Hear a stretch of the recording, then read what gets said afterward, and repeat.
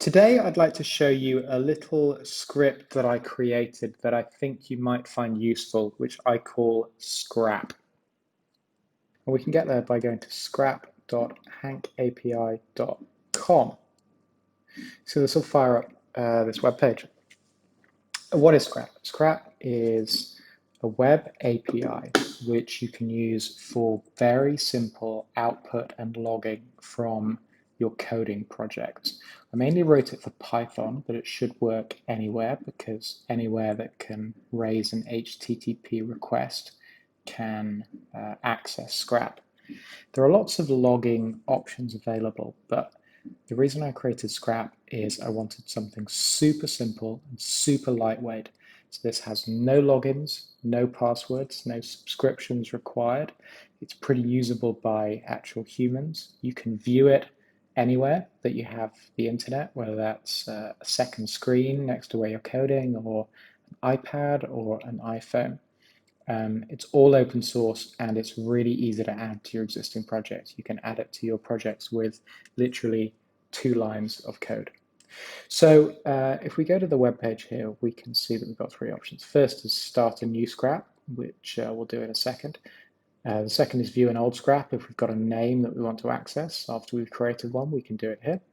And third is to get instructions for installing the script. But we'll get into installing the script afterwards because it's a bit easy to do once we've actually got something to work with. So let's hit Start New Scrap. And this will say that it's generated a new scrap key called, in this case, curly wapiti, which is a bit difficult to remember. So you know what? I'm going to create a new one because I don't like that. So let's just refresh the page. Magenta Stingray, no, we can do better. Dancing earwig, we have a winner. Scrap key, dancing-earwig, very memorable. So let's hit view the contents. So this is the display of what's currently in the scrap key dancing-earwig. And as you can see, there's not a lot at the moment. All there is line 1, dancing earwig created via web, which is what we did just a second ago. So let's actually do something useful with this. So what I'm going to do, I'm going to move this back a bit so I've got a bit of space, and then I'm going to fire up a terminal window. And the first thing we're going to do is move to the directory that we're going to use our scrap in. So I've created one here called test scrap. And now what we want to do is we want to download scrap to this directory. So you can see all the instructions of what to do are right here in the page. So wget, which is just a Linux code for download, copy that with the URI and then hit it. You can see it's downloaded very quick, like 800 kilobytes. Look, all of this is open source. So if we open up scrap.py that we just downloaded, you can see exactly everything that's going on here. So you can check there's nothing nefarious going on. Let's now actually do something useful with this. So for that, I'm going to use Visual Studio. I've got a new file here called supersimple.py that's blank in that folder that it's created. The very first thing I'm going to do is import scrap. I'm copying this all from the web page here. So import scrap. That just says we're importing the script that we just downloaded into our new script, supersimple.py.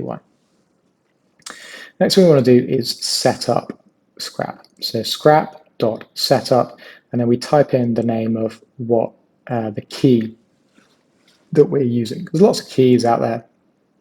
We want to be clear that we want scrap to write to dancing-earwig. This is something you just need to do once, and we'll demonstrate that in a second. But scrap.setup dancing-earwig, super simple. And then let's actually write something to the scrap. So scrap.write hello world really should be capital W. Okay, so let's save that now. Saves it down. Go back to our terminal window, and then using Python 3 supersimple.py. Okay, looks like it run, but we can't really see any output here on the page. But let's go to our web, have a look. Yeah, look. So we've refreshed it, and we've seen that hello world has just been added by the code we just created. Now, I talked about the setup being a one-time thing. Let's demonstrate that. Go back to Visual Studio. Now that we've done this once in this directory, you can delete this scrap.setup. If you want to keep including it, that's absolutely fine, but you don't have to. And the reason we don't have to is that if we look at what's been created, you'll see that there's been a file created called scrap key. And you can see that it's saved dancing earwig in there. So now any time that scrap gets called in this directory by a Python script, it will go to dancing earwig. So we just need to call that one time. But as I say, if you want to keep calling it just for safety, that's absolutely fine. Let's demonstrate that works by changing the script to delete the setup line and just do scrap.write hello world again. Go back to the terminal. Let's run super simple one more time. Head back to our page. Yeah, when we refresh it, hello world again has been created. So look, that demonstrates it works, but it's not hugely useful. Let's try and actually do something useful. And to do that, I'm going to open a file that I created earlier called morecomplex.py. And for this purpose, I'm going to open it up so that you can see what's going on. Okay, so import scrap, we talked about that. You need to do that every time that you want to use scrap in any of your Python scripts. Now, we've got a definition here, a function that we're going to run later, but let's come back to what that does, and let's go into the main body of the program. The very first thing we're going to do is we're going to write to scrap and say that the program has started. You're probably better at Python than me, but more often than not, my programs fail to even start. So just reporting, look, we've even got to line 1 is helpful for me when I'm debugging a program. Obviously, this is a nonsense script that does nothing useful, but it hopefully gives an example of what scrap can do and how you can build it into your projects. So the main body of what we're doing in this code is this do something function. So let's write to scrap and let's report back to ourselves that, look, we're about to do something, and to demonstrate that we've got to that point in the script. And then let's call this do something function, which scoots up here. Let's report to scrap that do something has started to demonstrate that we got here successfully. I've set a nonsense value a to be equal to 1, and then I've got scrap to report it back. Variable a is initially set at whatever a is. I've incremented a by 1, and then got scrap to report back that it's whatever a is. I've then used this variable to return, which is what we're going to return from this do something function. I've set that to a, and then I've had scrap write back that do something is returning whatever this variable is just before we return it.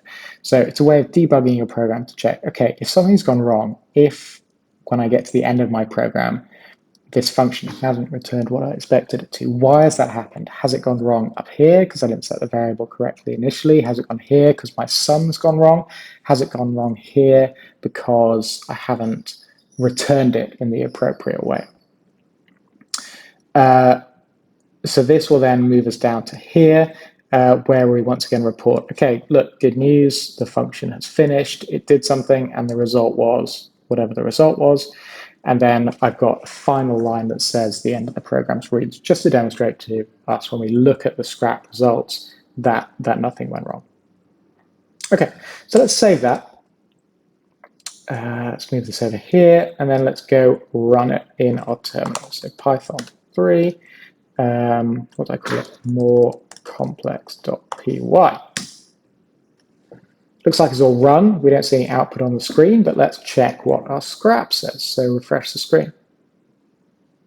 Okay, cool. So you see all this stuff is what happened before, but if we start at line 4, program started, about to do something.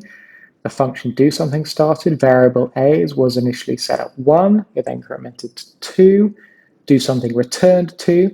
It did something, and the result was 2, and the end of the program was reached. Okay, kind of cool. I mean, it's a bit of a mess with all this hello world stuff because that was run previously. So let's hit this button, sudo purge at the bottom, which purges what was ever was in dancing earwig. Nice fresh sheet of paper. Let's run our function over on the right hand side again, Python more complex, and then refresh it. And you can see this is a bit cleaner. We can see just what happened within our particular program. And look, let's not forget, this is not just open because we've got it open on the local network. This is stored within the web, right? We can close this down, go to Google, go back to Scrap, completely new window. We can do it on an iPhone, and then type in what we had, our key. Ooh, earwig, and it's still there. Now look, I'm not promising it's going to be there forever. This is designed for short-term storage. It's not secure. There's no password. Anyone who knows the term dancing earwig, come in and kill everything you've got.